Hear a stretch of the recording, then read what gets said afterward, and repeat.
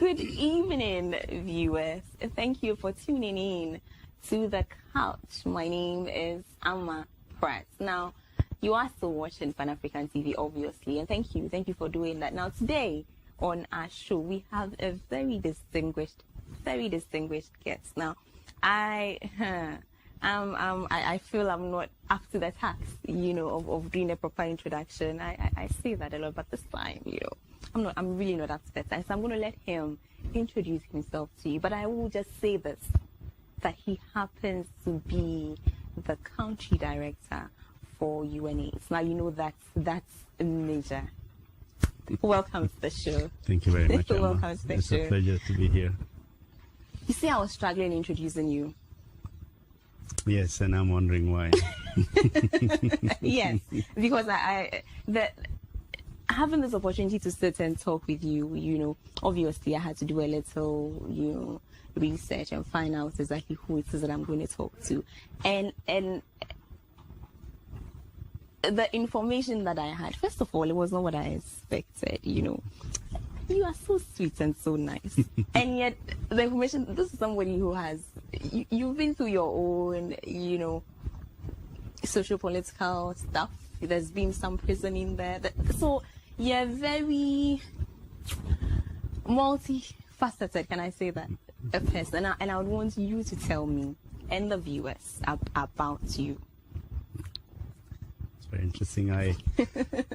Yeah, you are right that story about me is actually the story of our region. I come from the Horn of Africa. I was born in Ethiopia, but I'm an Eritrean by citizenship. And the Horn of Africa is probably one of the ongoing and non-stopping hotspots in this African continent. And it's common to find such checkered stories of individuals coming from this area. That area has always been prone to war, to conflict. It has also mainly been prone to intervention by external powers who always come with a misguided policy, with a misguided expectation and imposition of their views. So therefore, it's a very, very conflict-prone area, and like I said, my story is also part of that picture. I first of all, let's understand what the story is.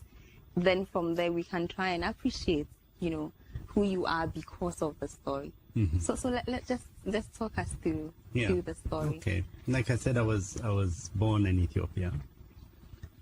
At that time, Eritrea and Ethiopia, when I was born, were being brought together as one country. Basically, after Eritrea was federated under the crown of the Emperor Haile Selassie of Ethiopia, it lost its process towards becoming an independent state.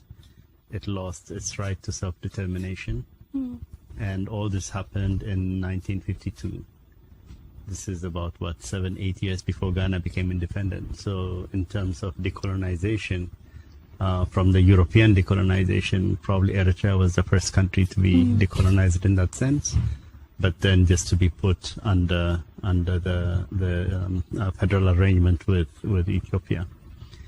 And that was done against the will of the Eritrean people. There was a referendum that was carried out by the UN mission that went to Eritrea. There was a constitution and a flag that they had given. There was a government that was elected, the first elected government through the decolonization process. We had a president, a parliament, and so on.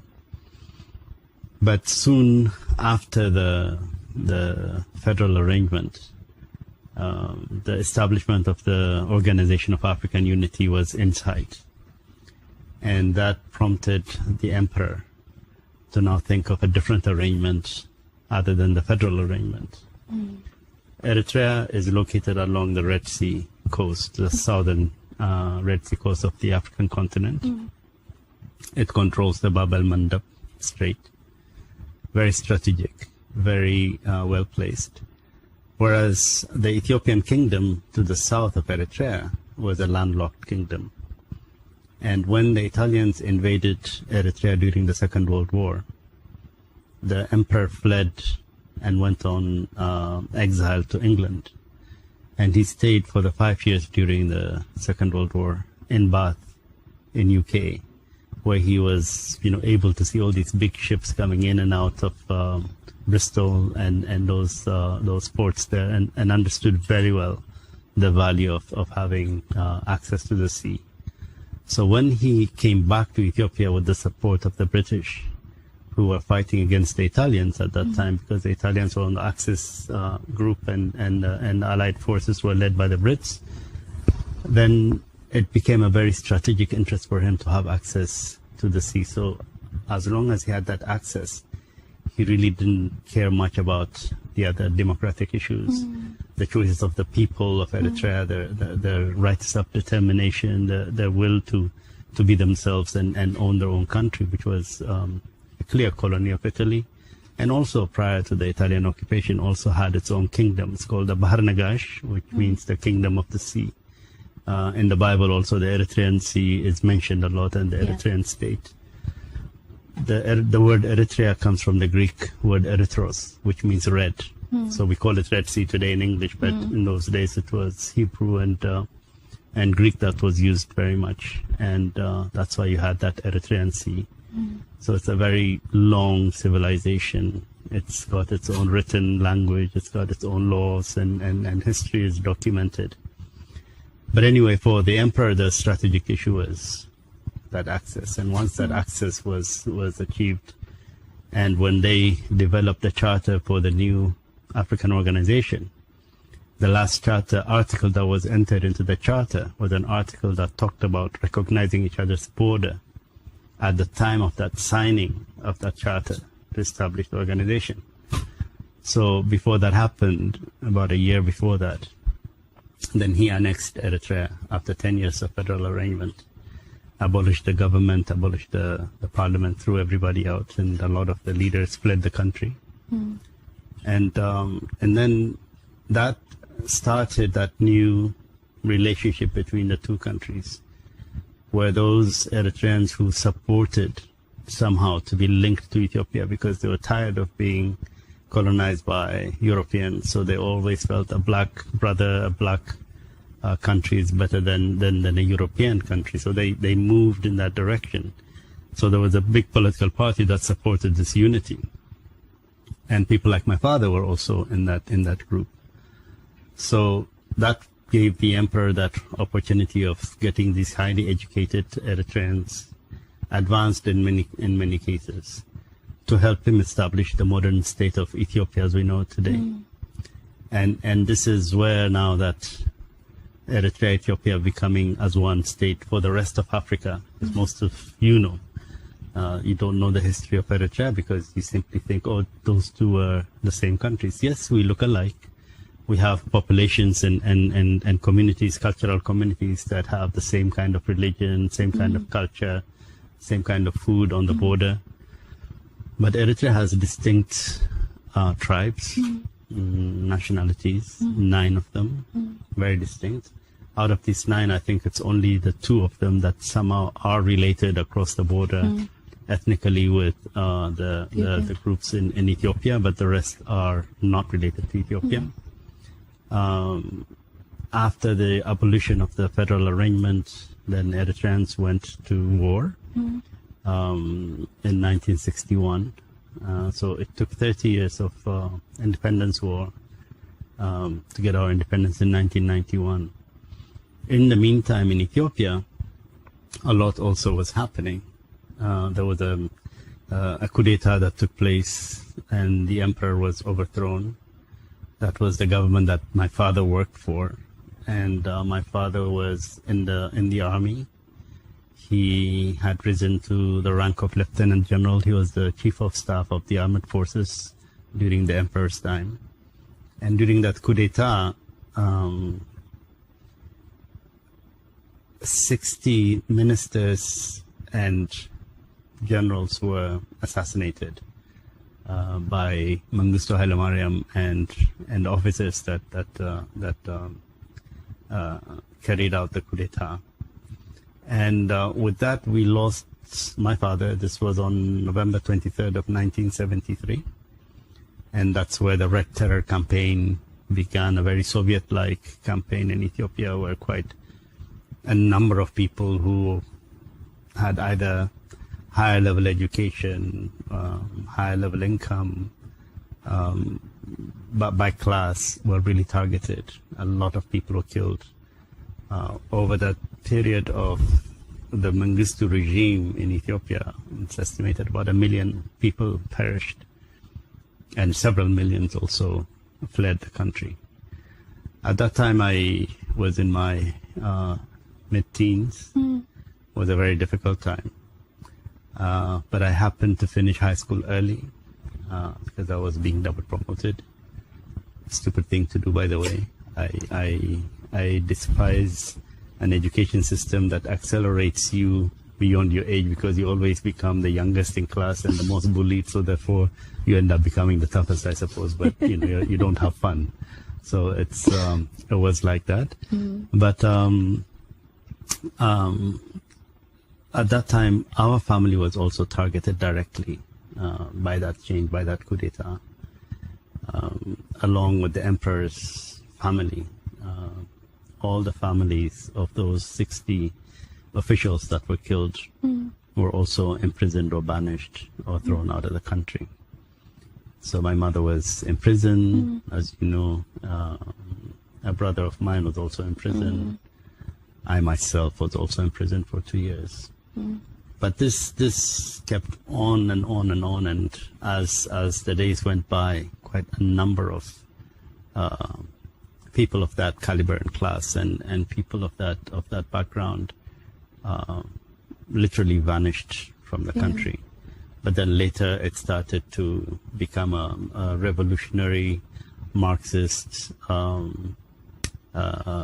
ideologically driven push of many young people. So the exodus from Ethiopia began around that time. My family left Ethiopia and they all went to the States. We are 7 siblings in my family. All of them went except one who was still in prison by the time we all left Addis. And then after he left prison, he stayed on. He was working for Ethiopian Airlines. All his life he worked for Ethiopian Airlines. But I went to Eritrea while the rest of my family left. Like I said, I was young and made to be tough at that time.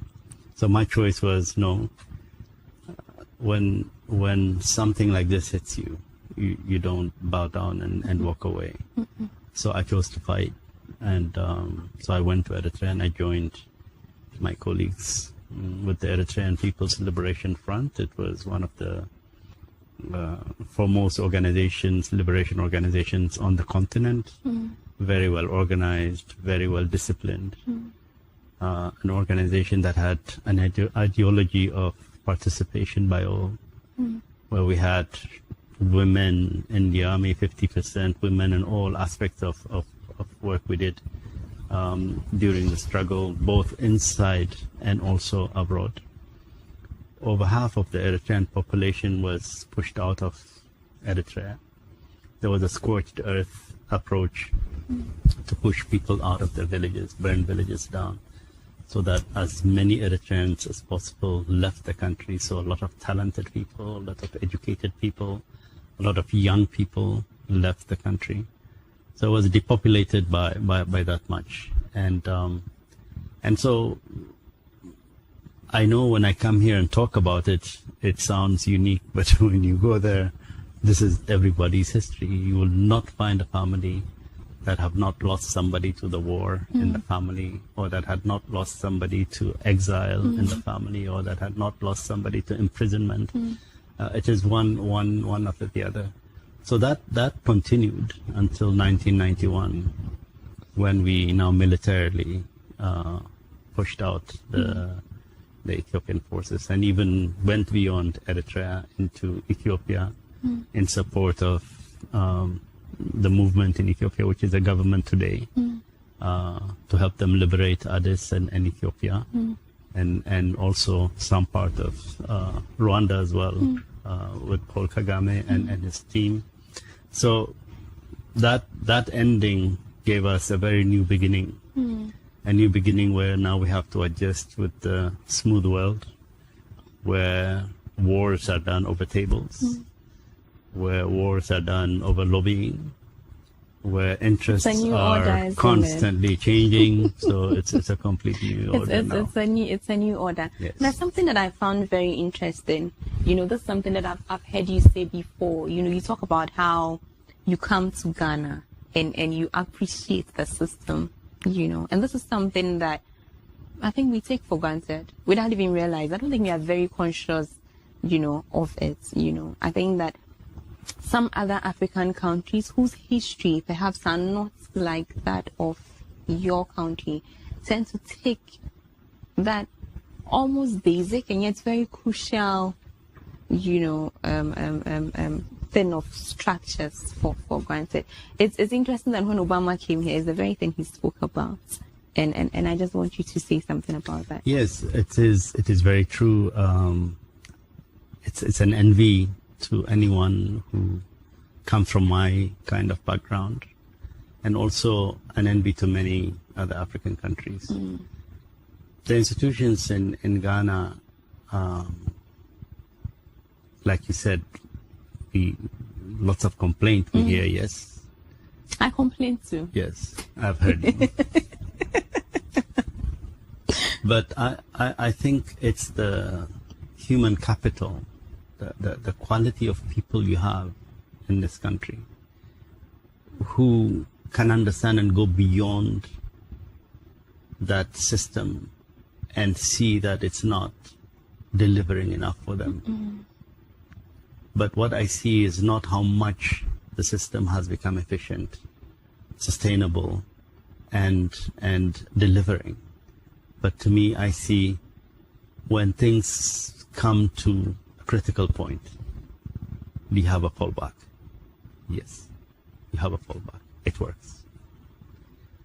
I know the legal system is said to be very corrupt, very, difficult, long processes and everything. But when you went to an election and the opposition at that time did not accept the results, where did they go to?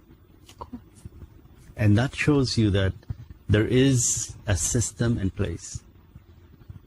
In other places, maybe if the party that won sees the opposition wants to go to court, they would really give them a hard time, put them in jail, pull them left to right, whatever.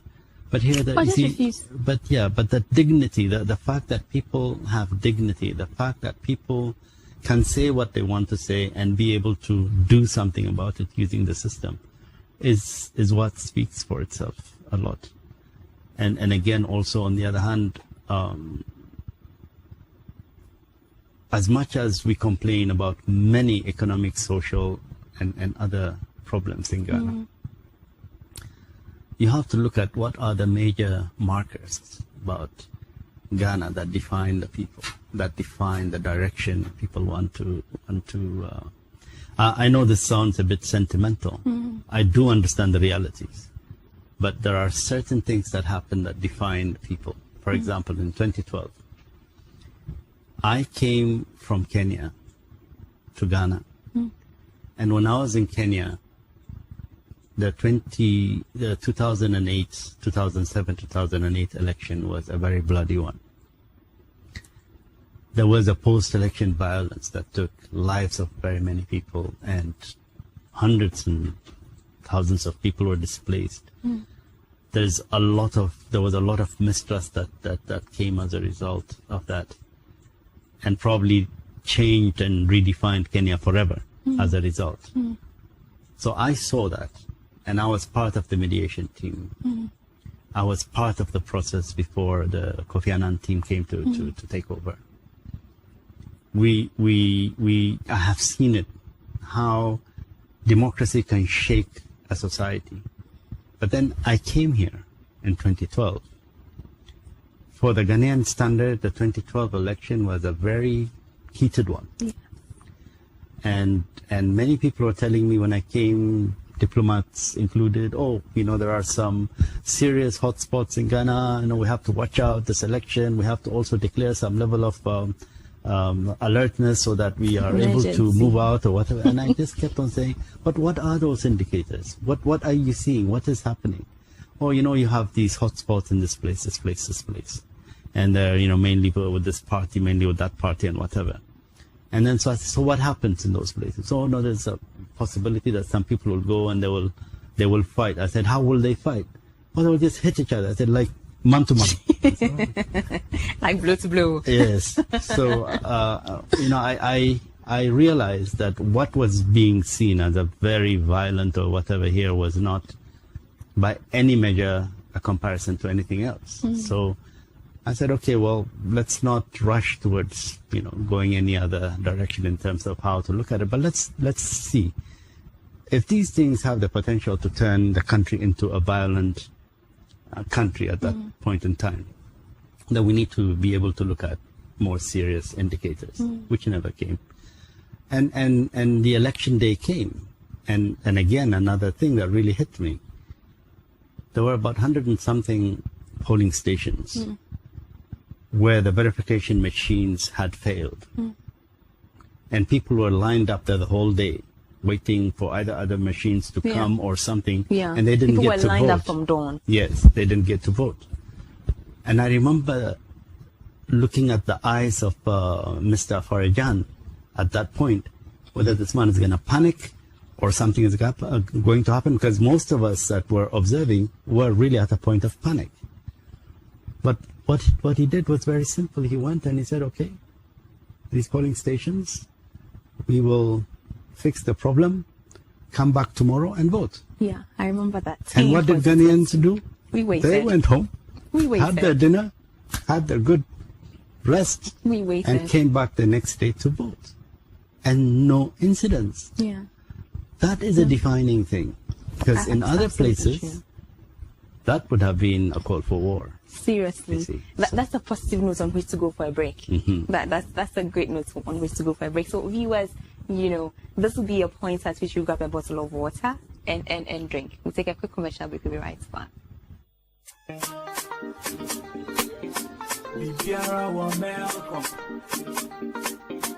Luciano le melko,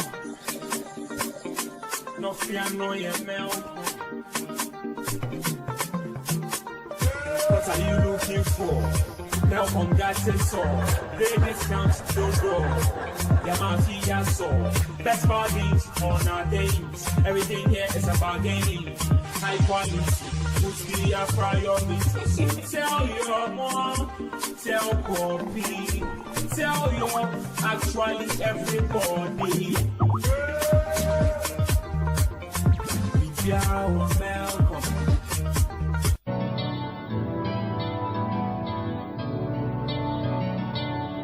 It's a beautiful day. I'm gonna make most of it. It's a beautiful day, a day to share with you. You'll make my world go round,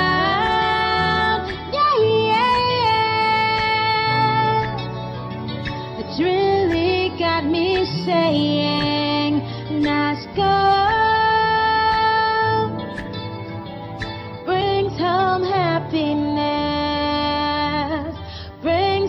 happiness. Experience the wide range of top quality and affordable electronics, phones, tablets, home and office appliances from NASCO. NASCO, bring home happiness.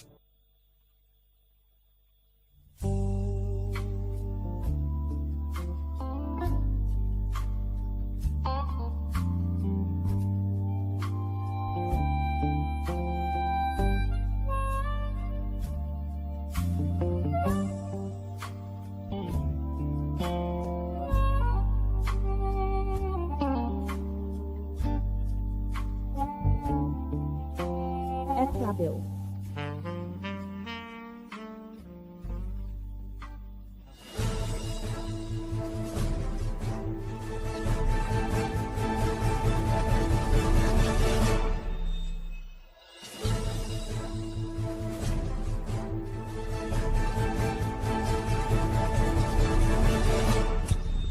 Welcome back from the break, viewers. I just realized I didn't even mention my WhatsApp number. Okay, so I need you to contribute to this conversation. I need you to text or WhatsApp to 026-084-6539. I'll take that again.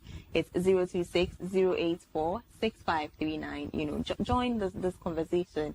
You know, I am learning a lot about Eritrea. I'm not sure how many people know anything about, you know, the country and its history, you know. And we also getting educated about the most, for me, fundamental issue, you know, structures and how very easy it is for you to take it for granted. When in essence, it is, you know, so important. We were talking about the election before he went on break. Yeah. We speak about Pan-Africanism, great concepts, right? And yet, before we came on air, I was just telling you, I was shamefully admitting that, you know, beyond Ghana, I haven't been to any other African country. And yet, I can tell you everywhere else that I've been, you know. I don't think that sometimes we necessarily walk the talk as Africans. I don't know what you think about that. Well, Ama, first of all, let me give you my view about this us being Africans. Mm-hmm. I've always struggled with that concept. We seem to somehow get onto a one wagon to consistently define and redefine ourselves before we have even come to terms with what and who we are at our levels.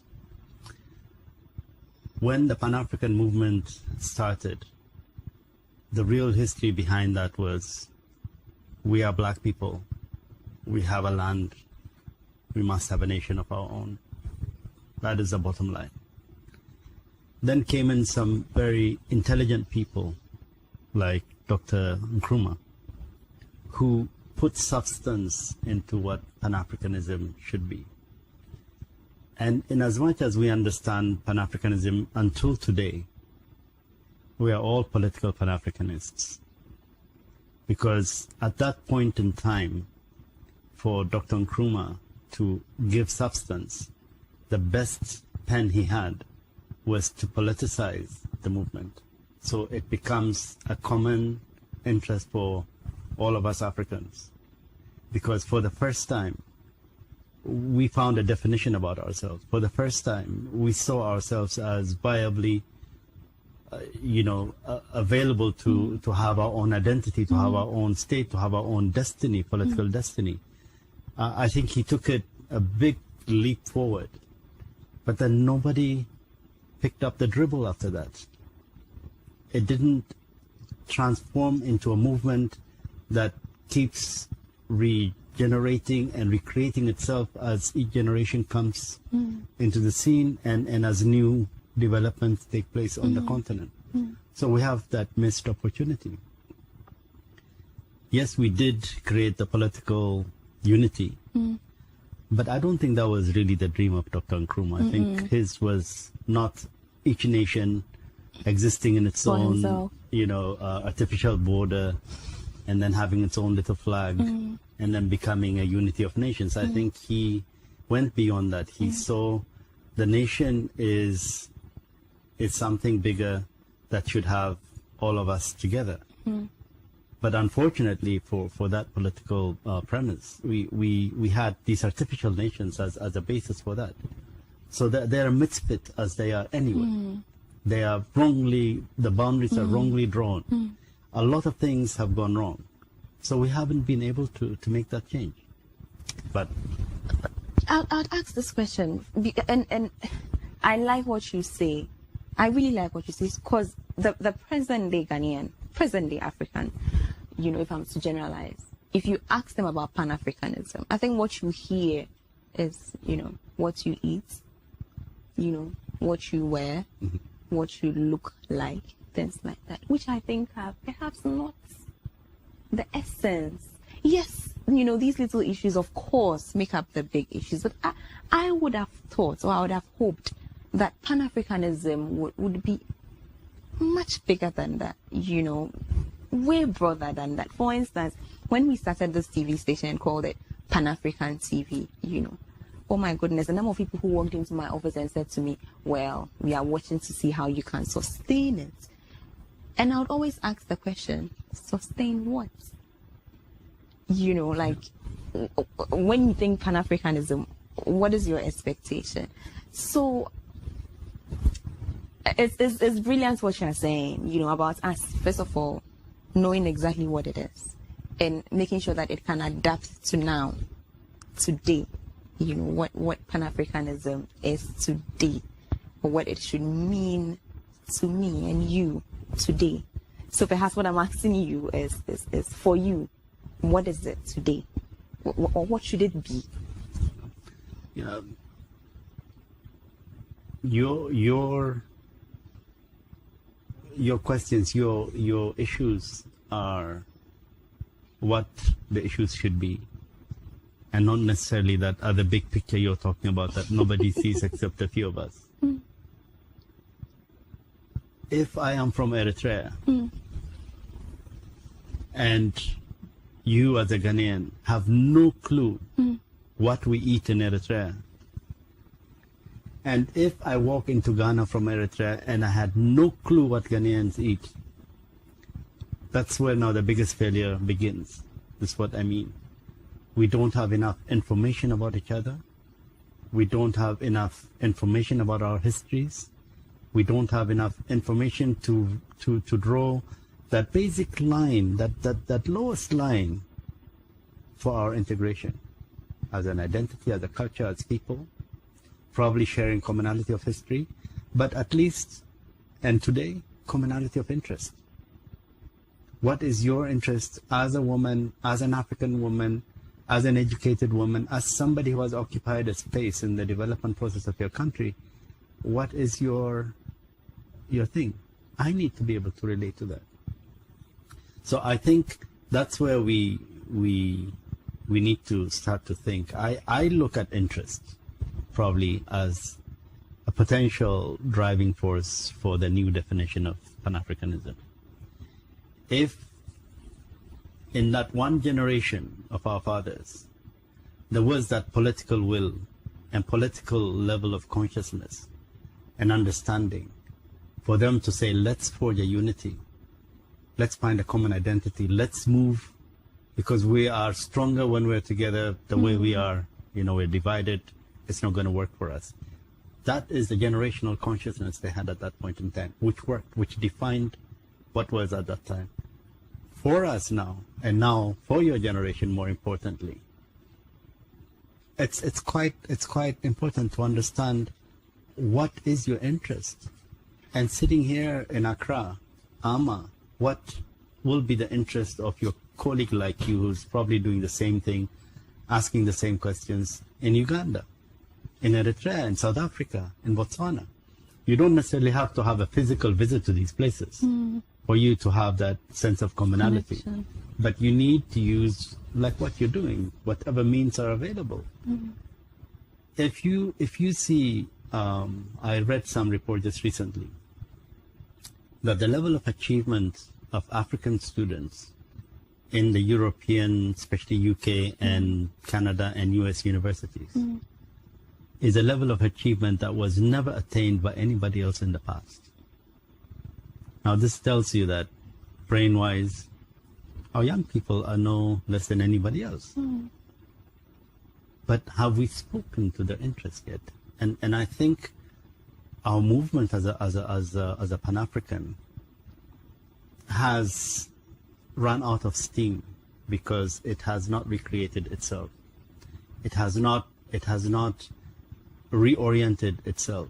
New leaders have not emerged at a more powerful, more driven by cause. That kind of energetic leadership has not come out. This continent lost Kwame Nkrumah. This continent lost Patrice Lumumba. This continent lost these people. We never recreated these people. Nobody came up. Now all we have is Mugabe, isn't it? Yes, and With a lot of question marks by his name, thanks to the West and all of us. It is those kind of things that show you that we still have not found a central issue that now brings us together. Of course, we talk about economic growth. We talk about more and more young people becoming millionaires, getting involved, and so on. But I don't see any Pan-Africanism in it, but I see an expanded market, because the concept, the educational concept that we have in our brains right now is it's a global economy, it's an open economy. It doesn't matter which boundary, you just go and do business. But is that good enough? Is that, or maybe that should be good enough? Maybe that should be the politics of our Pan-Africanism. Maybe that should be, to push people like you to say, okay, stretch your arms, left and right to 3, 4, 5 other countries. Try to find like-minded people there and get some good communication business going on. Maybe that's the thing. We need to find what that central issue is for everybody. The interest. Yeah. Now I'm going to throw the question back to you. I'm going to put you on the spot and ask you, what do you think is the way forward? And I think you're in a unique position to discuss this, being that you happen to be the country representative for UNAIDS. What do you think is the way to go? Well, I have a 25-year-old daughter. And I always try to understand, I always try to be in her mind and try to understand what she sees. Sometimes when she gets frustrated, I try to understand why she gets frustrated. Because I remember maybe when I was her age, the issues that used to frustrate me were completely different kinds of issues. Different. What I think is we need to create more opportunities for people to discuss. In as much as we have created opportunities on our airwaves for lots of music, for lots of drama, even though we have not turned that into a big capital, into a big market ourselves, our airwaves are taken away by these, what do you call it, Nova whatever from Latin America. Yeah, telenovelas. The telenovelas, but that platform is not made available for people like you to be able to talk to people like my daughter. For people who are probably about to make a difference wherever they are in their countries, and we have to be able to create that. So this is what I think people are not talking enough. People are not trying to find a common agenda. There's too much individual agenda being driven. People are more into material issues.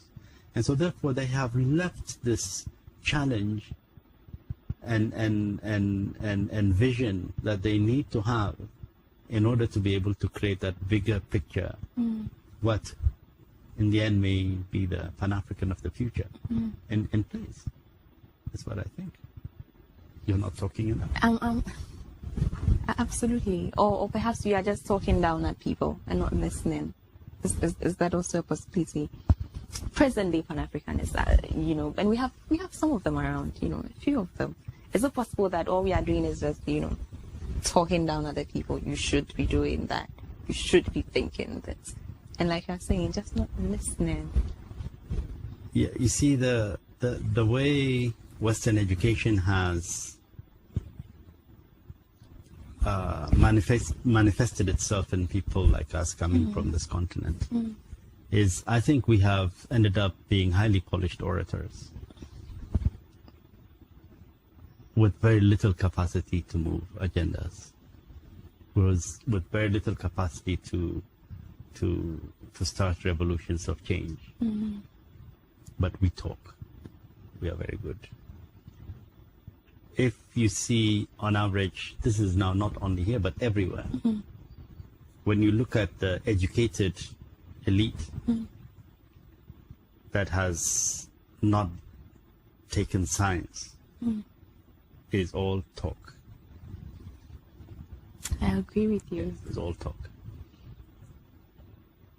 I suppose this may have had happened elsewhere. I don't know, but from what I see, in our time, when we're young students, we are not happy over an issue, we are not happy over a policy, we're not happy over the way things are being run, we would get on the street and rock the city. We would do all kinds of demos. We would go out to the countryside to talk to people. But that is not there. We thought with the advent of technology, talking has become very easy. But we are full of emojis. That's where that's up. Yeah. And screaming on Facebook. Absolutely. So and Twitter. It's just not getting us anywhere.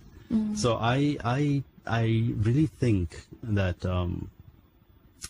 the culture, the educational culture that we have adopted since the birth of Pan-Africanism has left us, and especially those who are within the leadership of the Pan-African movement, just big talking machines.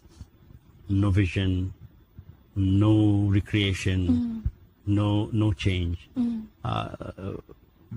Well, when you see among the Pan-Africanists, there are also the Nkrumahists. That's also now another group, which have stuck more or less to the original doctrine of Dr. Nkrumah, which is probably the core. That's probably what we understood to be Pan-Africanism in the past.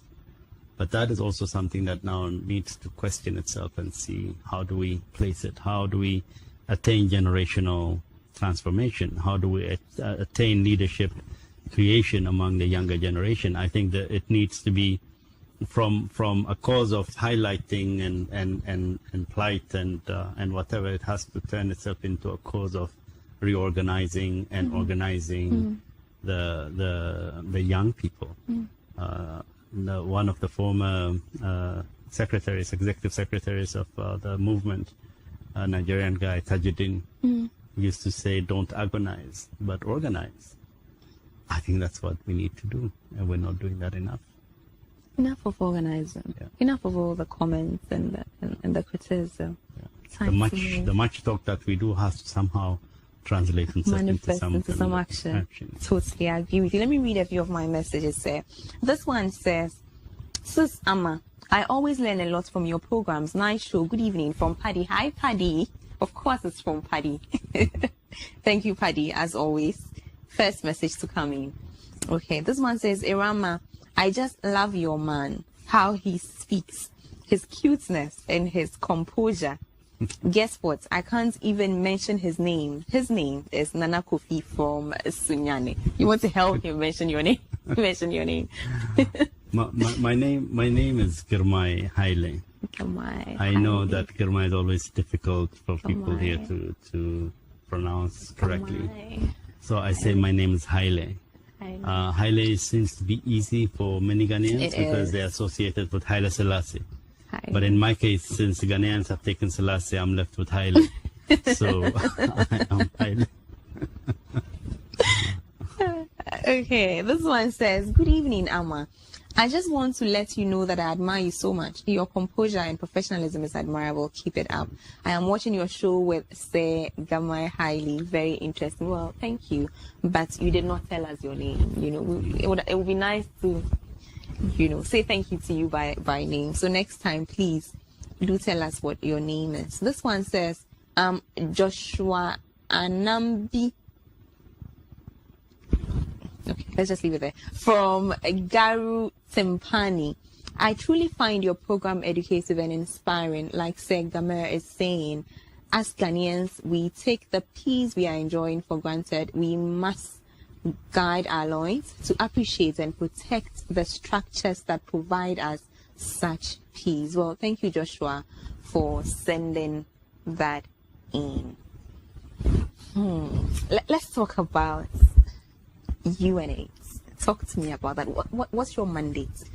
What do you do for us in Africa? Okay. Well, UNAIDS is the global leader for the HIV and AIDS response. The HIV and AIDS response is a response that is in place in most countries around the world. But as you know, the epicenter of the epidemic is in Africa, especially in eastern and southern part of Africa. And now West Africa is also catching up in terms of the size of epidemics. But basically, our role is to provide leadership, to provide advocacy, to create partnerships, to look at strategic information, data, to promote medical technology development, accountability frameworks, and coordination. This is what we do. At the country level, it is a cross-section of all these things that we do. So we advocate with political leaders, we advocate with community leaders, we advocate with religious leaders, and then we advocate with change makers like yourselves who have the platform, and also other celebrities who are socially connected and always constantly talking to the fans and the communities. So we work with these people. So my job is not necessarily to bring the medicine and the needle. My job is to make sure that when the medicines and the needles come, they get to the right person. And my other job is to go around and make sure that we find those people that need the medicine, and then we are also talking to those other ones that don't need the medicine and the needle, but are protecting themselves. So it's a chain work. So I am in the thick of it. My primary counterpart in the country, is a body that does the same thing I do with the UN agencies. I coordinate 16 UN agencies that are responding on HIV and AIDS, giving support to the country. The national body is the body called the Ghana AIDS Commission. Ghana AIDS Commission is a supra sector agency chaired by the president. And brings together all the key players in the country and provides coordination, provides monitoring, and provides resource mobilization, and also advocacy work in this. In Ghana, we use the First Lady as the premier ambassador for HIV advocacy, and also an ambassador for elimination of mother-to-child transmission of HIV. And also an empowering figure for young women and adolescents. Absolutely. Yeah, so we use the First Ladies usually for that. And so far we've been having fantastic support from the First Ladies. Yeah. And on the political front, my mission when I came to Ghana was to turn Ghana into a major political capital for the global response of HIV, and not necessarily just limited to the national response. So as a result, we've had presidents of Ghana successively, especially since I came, the two presidents, playing a critical role at the global level in terms of giving their voice to the HIV response, and also becoming a voice of the voiceless, but also importantly of our continent as well. As we speak now, one of our great achievements in that effort is to have Ghana become the chair of the UNAIDS governing board. So 2017, Ghana is the chair. So by chairing that board, that means Ghana is actually leading the global response, which I think is a great achievement for us.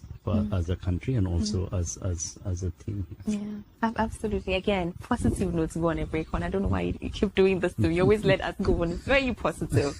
Very positive notes. That's great stuff. Well, viewers, we are taking another break at this point. When we come back, Sir Gimay Haile would educate us, on some of the projects that, were undertaken during his tenure. They will talk to us about life in Ghana generally, the food and things like that, the clothes and everything, music, we'll keep it soft. And then we would also wish him well, because just in case you didn't know, he's just about to leave us. So stay tuned. Good stuff coming up when we come back from the break.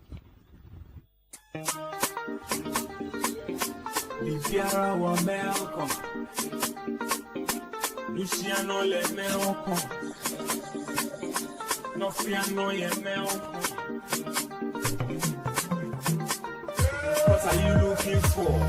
Now from that sensor, great discounts to grow.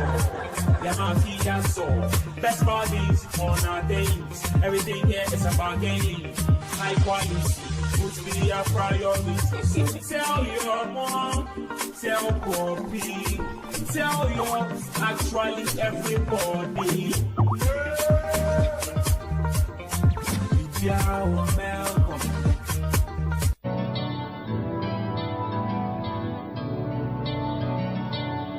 It's a beautiful day. I'm gonna make most of it. It's a beautiful day. A day to share with you. You make my world go round. Yeah, yeah, yeah. It's really got me saying, nice girl. Brings home happiness. Brings home happiness. Experience the wide range of top quality and affordable electronics, phones, tablets, home and office appliances from NASCO. NASCO, bring home happiness.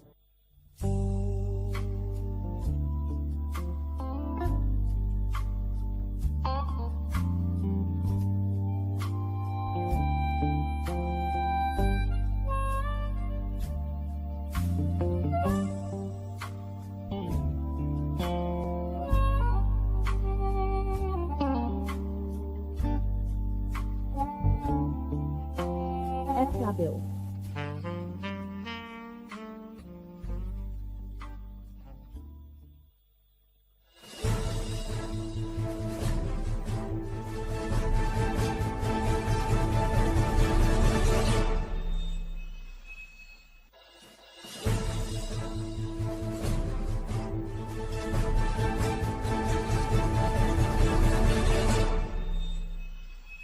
You're under stress. Just about to go. Welcome back for the break, viewers. Welcome back. Sorry, I'm enjoying myself more than you viewers. Sorry about that. Sorry about that. Let's quickly dive in. Just before we get to the good stuff, and the good stuff will be the very soft, issues. I just want to know from you, because you are leaving, of course, and this is me asking you to self-assess, assess yourself. Do you think that, because I'm sure beyond the official expectation, you have some personal expectations too, you have things that you wanted to do with Ghana, being the country direct. Do you think that you've done that thing beyond? Well, yes or no. First of all, whatever it is that we were able to do during the time that I've been in Ghana, I find it still very difficult to say, really, this is what I did. Because when you come into a country like me, as a diplomat, with very limited, focused, objective, and you land onto a country, and if the country is not receptive, people are not willing to listen, people are not willing to give you the space, you get nowhere. Mm-mm. You don't do a single thing. Mm-mm. Because my kind of job is dependent on what the country wants to do. Mm. So mine is, if the country wants to achieve objective A, mm-hmm. then the country is only looking at B and C to channel through to achieve objective A. Mm. Then my role is to see, just wait a minute. Yes, you have B and C, but you also have Y, G, H, that can also come in here. This is where I come in. And this also now I need to be allowed to do. I need to be helped to do. I need to be supported, trusted to do. So I see it that way. And I'm telling you, Ama, since I came to Ghana 5 years ago until today, I've enjoyed the goodwill of people to get on with the things that we wanted to do, to get on with what needs to be done. Mm. It has been amazing partnership. Mm. Yes, we have cultural issues, but then when you have, see, when you see the tunnel, the light at the end of the tunnel, you start to worry more about getting there, and you don't care how many times you trip, you don't care how many times you fall, because you are seeing the light. And so you just keep on going. Heavily bruised by the time you get there, right?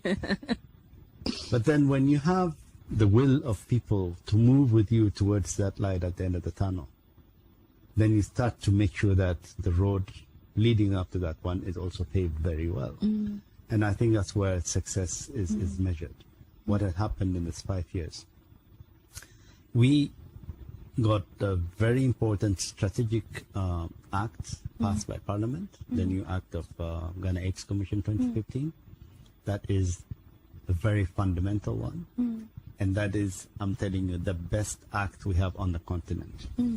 I know my other colleagues will kill me if they hear me saying that.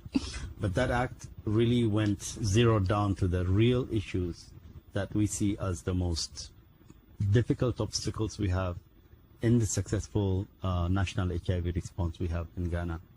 And this is dealing with issues of stigma and discrimination. Stigma and discrimination, as you know, is not something that's written. No. It is in the mind. It's a very complex, sophisticated thing that sits in the mind, that forms itself in the mind. It's not about maybe HIV, but community may be used to discriminating against people with disability, discriminating against older women, discriminating against even women altogether. If that ability to discriminate to the various population groups is somehow a normal norm within a psyche of a community, then you add this one more issue of HIV, one more other, than the same applies. So when you're fighting discrimination, it's very difficult to fight discrimination against HIV. It's very difficult to fight stigma against HIV, because they're all interconnected, and there are also many other fights that need to take place before that change happens in society. So it is a very big task.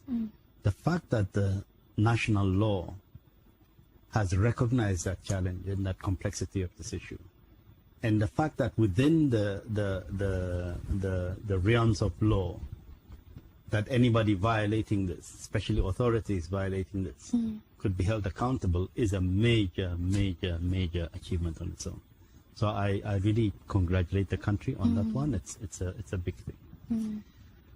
The other one is, like I said, how do you turn Accra into a global political capital for HIV? How do you get its leaders, be it the president, the first lady, political party leaders, community leaders, get to sit on that big chair at the global level, not only bringing pride and recognition to their own country, but also them also taking that one step, extra step, to understand the responsibility that they have for the others. Because remember, our continent is the epicenter for HIV. We may have a small epidemic in Ghana, but that doesn't mean that Ghana can sleep while other countries are burning down. It just can't happen. So that, maybe Pan-Africanism, I don't know.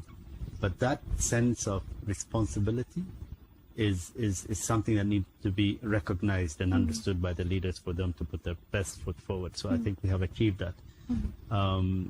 My line constantly when I was talking to the leaders is, look, I am not coming here to ask you to play this role simply because you're a president, or simply because you are, the mufti, or simply because, no.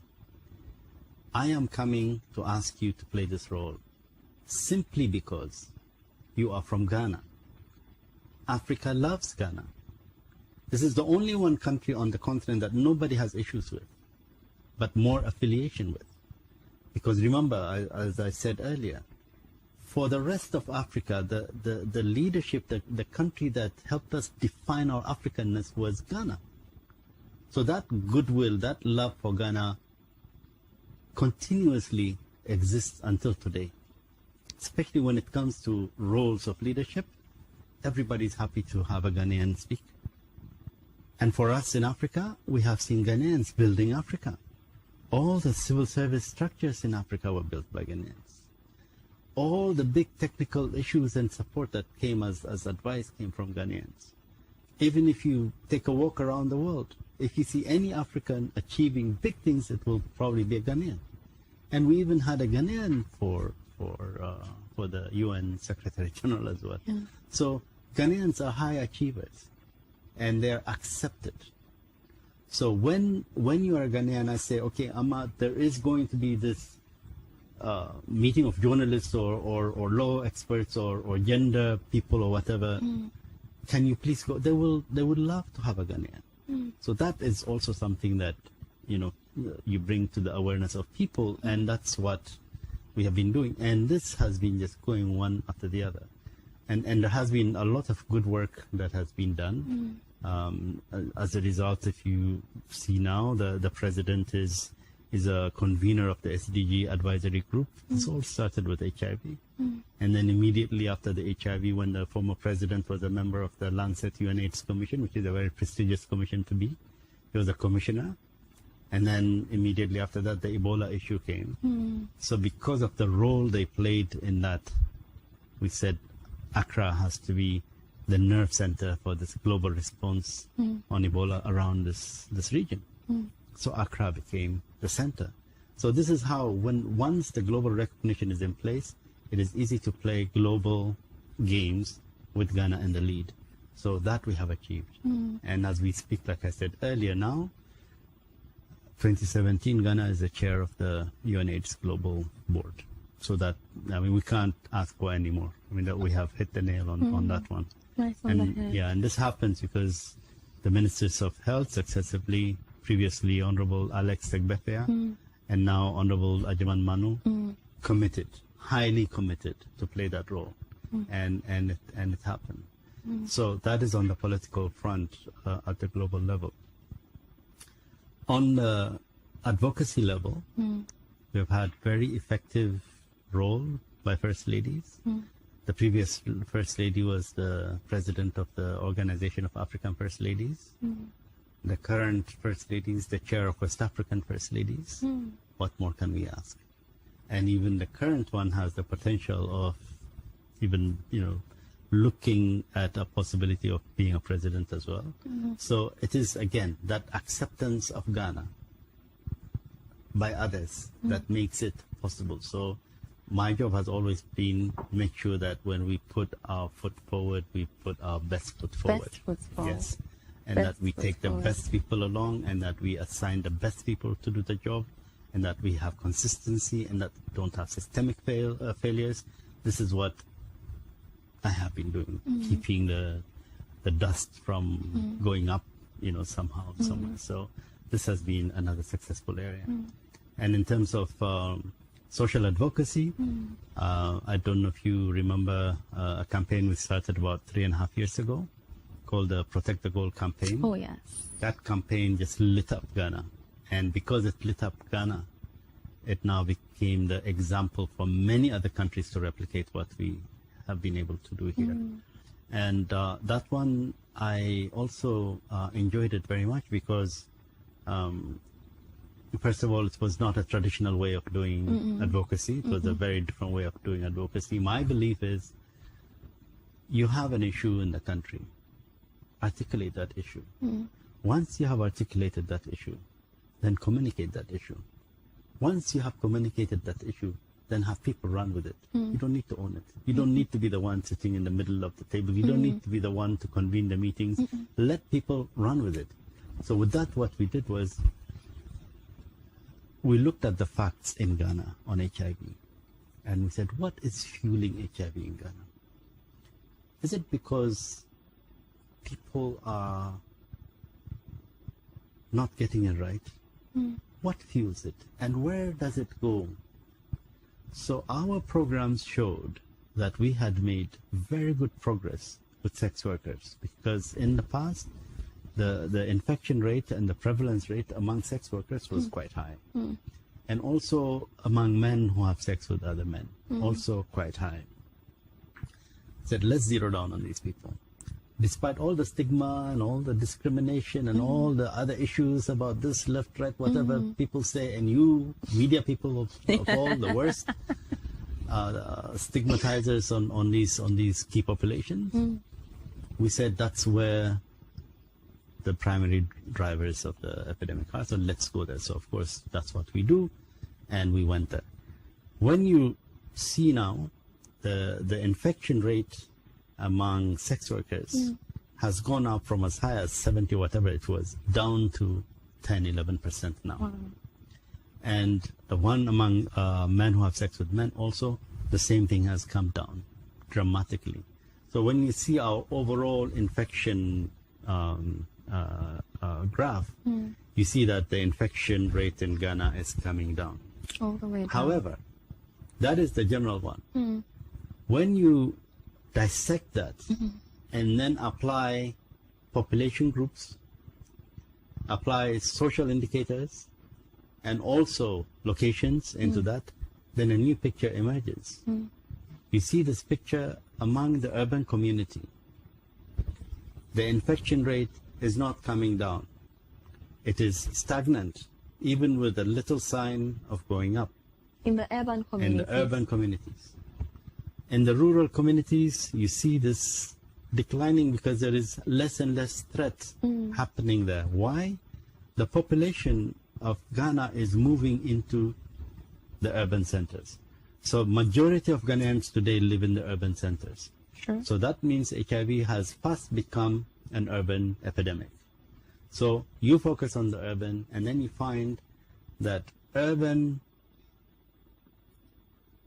dwellers, the middle class, the professional class like yourselves, the university students, the laborers, the workers.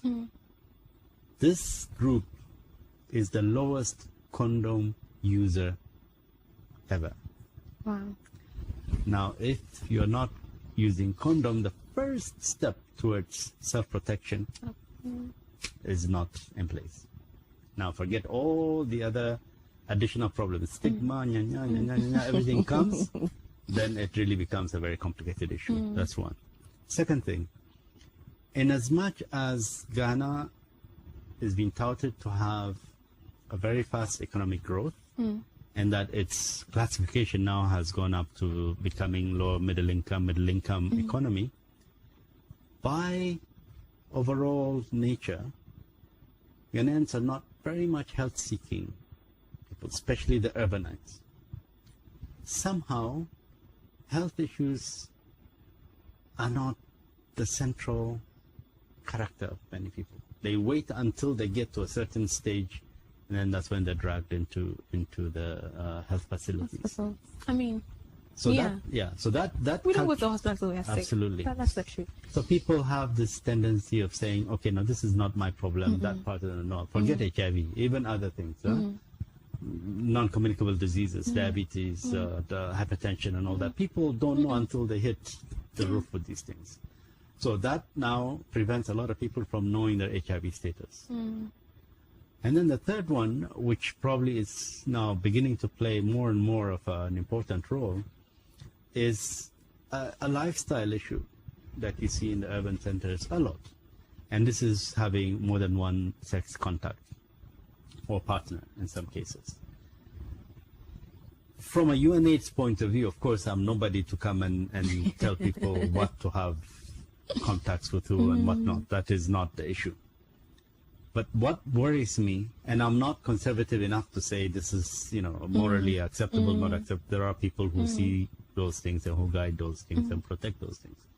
For me, what I see is, now these things are happening. These people are not using condoms. And they also don't know their HIV status. And probably they don't even know the other person's status. But they have more than one contact. Isn't that suicide? Yeah. Absolutely. Yeah, it's incredible Directly. how educated people cannot have Do the that math. basic calculation. calculation to protect themselves. Yeah. The lifestyle is good, fine, they can do whatever, but just that basic thing. I mean, I cannot even begin to think how one can have contact with another person, 2, 3 people, and don't have that simple common sense of using a condom. So this is what the data is. So I said, okay, if this is what the fact is, let's take out these 3 issues: condom use, testing, and multiple partnership. Let's talk about these. We have identified the issues. Let's communicate the issues. And we're saying, okay, because of these drivers, in the past, we went to the various population groups. Now the sex workers are responding. Yes, they're still out there selling sex, but they're still insisting on using condom. Whereas the woman and the man in the house who are having other friends are not using the condom. So we need to communicate this. We have articulated our issues.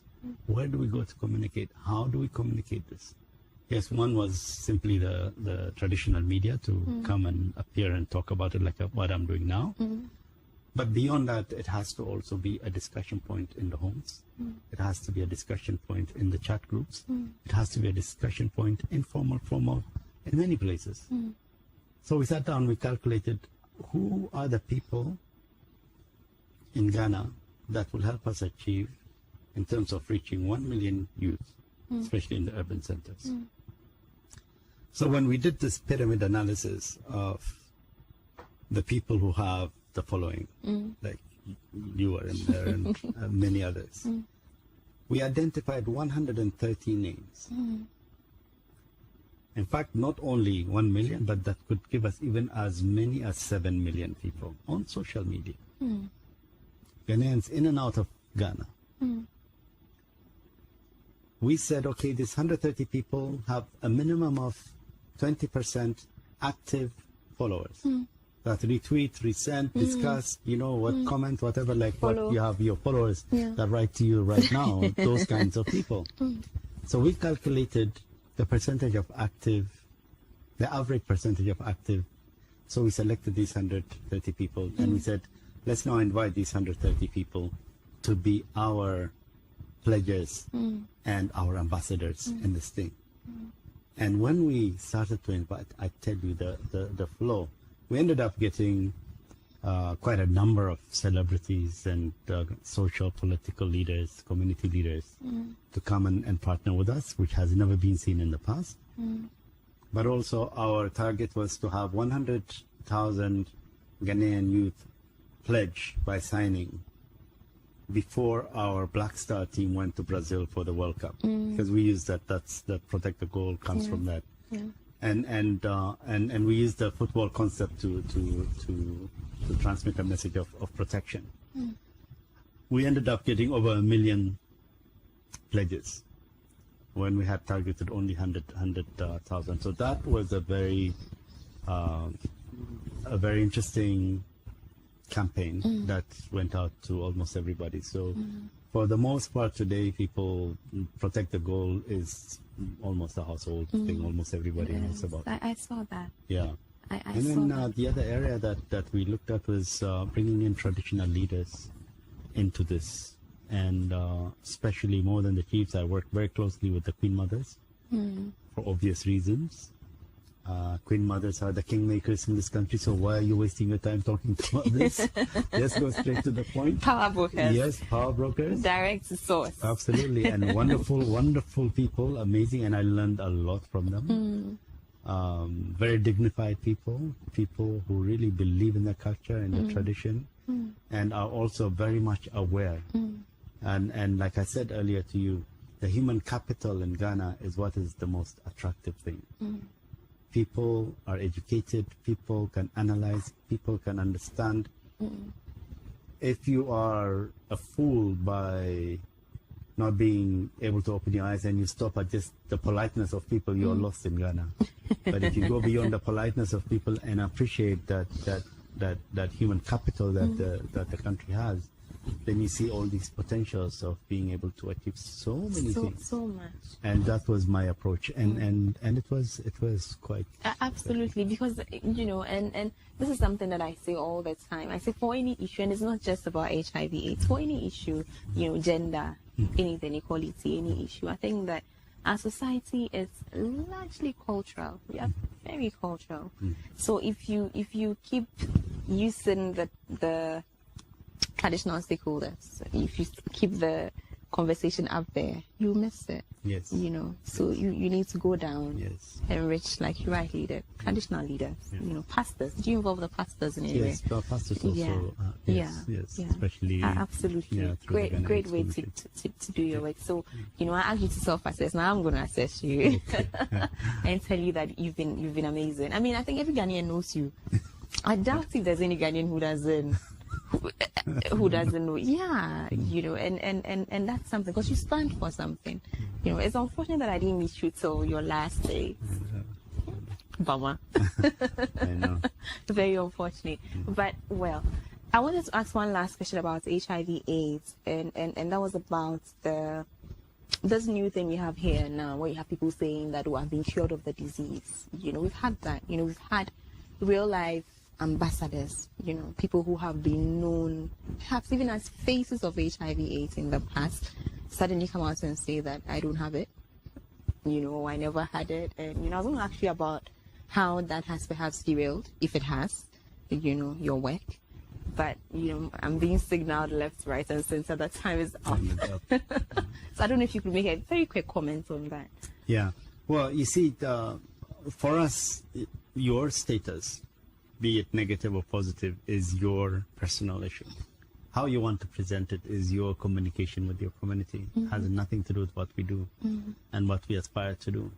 We have seen that drama, but interesting drama, but for us it didn't derail anything, because we don't take part in the conversation, because that's a personal issue. Our principle is, this is confidential. What you want to say about yourself is your right and your thing, and it doesn't do anything. But the bottom line is there being cure for HIV? No, please. No cure, to the point. But when I say that, I don't also want to sound like a doomsayer or anything. I want to say, yeah, naysayer. I want to say, we have reached a point in this HIV response where no life should be lost anymore to HIV. Our medical technology, our scientific understanding, our ability to respond in this response is at its best at this point in time. So we should not have anybody die of AIDS anymore. And that's our target. By 2020, we want to stop all deaths due to HIV. And we also are daring to say by 2020, we need to be able to stop by 90% new HIV infections. So these are achievable things. We see them happening. We see them right in front of our eyes. So people must believe that if we are able to reduce the HIV epidemic into a very minor chronic public health issue, we have achieved a lot. So I just want to make sure that people understand that we haven't found a cure for HIV yet, but we have found the treatment for HIV that can make you live like a normal person, and you know, until you die through a natural death. Yeah, and here on the couch we had one such people here, amazing woman, amazing. You know, we went to spend time with her at home. We met her husband. You know, lovely woman. And so we know that what you say is absolutely true. Let me read a few of my messages and then I'll release you. All right. Okay, this one says, enjoying the talk at Uduaba. His name is Collins, and then he ends with very educative. Okay, this one says, Africa is gradually losing its leaders through lack of focus on what really matters and not challenging the status quo. It's time to reorganize our leaders for the change we long expected through Pan-Africanism. His name is Robert. Robert, thank you for that. Okay, this one says, Sir Gimay has glued me to my TV with his amazing voice. His name is Evans from Wa. Hi, Evans. Okay, this one says, okay, enjoying, I think I've already read this one. You sent it in twice. Okay, this one says, good evening to you and your guests. Please, your program is very educative. Keep it up. His name is Alaji Virus from Sumu. Okay, I think I've done well. Well, you know, our time is up. You know, we need to go. But forgive me, guys. Just because you are leaving, you know, what would you take away with you from Ghana? What are you taking away with you about Ghana? The pride, The pride, the politeness. Pride in a very positive way, by the way, yeah? And the politeness. And also that potential to be able to do anything and everything in Ghana. It's just an endless place. I'll miss it, and I am already connected. I cannot be separated from Ghana. No. Yes. We won't let you. Yes. Yes, thank you. And you have to come back. Thank you. I will. You have to come back. Definitely. Thank you so much for this opportunity. I'm so grateful. Thank you. I'm so grateful. And we need to see before you go. I know the time is short, but we need to, before you leave, of course. I heard you have joined some of my friends to give me a big farewell party, so hope to see you. Definitely. So thank you, and thank you, viewers, for watching. There are so many questions that I still have, for Sir, but time is nobody's friend when you're having fun, unfortunately. So this has been our show. Keep the conversation going. What does Pan-Africanism, present-day Pan-Africanism mean for you? Sir says that we should look at it in terms of interest, our common interest as a people. Perhaps for him, that's where we can start the conversation. I think it's a brilliant idea to start the conversation from interest. So let's keep this conversation going, and let's wish him well and pay attention to all he does from here on going forward. Great evening with you as always. See you tomorrow. Bye.